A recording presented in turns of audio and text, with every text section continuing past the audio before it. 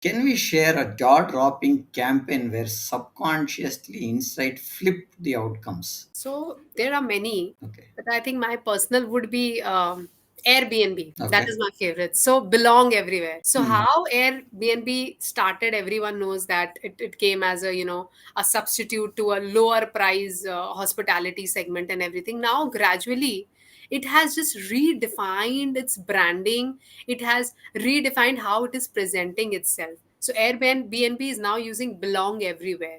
So after their research, they found out that people don't always want to live in the luxurious segment. They're also very fond of, more than luxury. I mean, of course, luxury is there, but there's a certain segment of people who want to have the local feel, who want to have that feeling of belongingness, who want to get into the, ki, if suppose someone stays in Varanasi, that person would like to stay near ghats to have that that feel of Varanasi. That is not possible if you're staying in Taj. So Airbnb focused on all Hmm. those local sightseeing areas, and it also obviously it worked a lot of. It did not speak more about budget. It always speak about that you belong everywhere. You take the feel of the place. So that was really good. Apart from this, there are many other examples, like of course which I told you, share a Coke. Then Pepsi did a thing in which they wrote a name.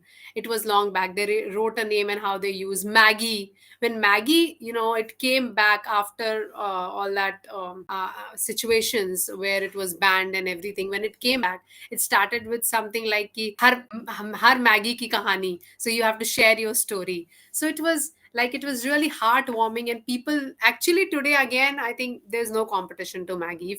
If we talk about noodles in India, noodles means Maggie, just like X-ray, I mean photocopy means Xerox. So this is the Xerox. kind of impact that they have on us.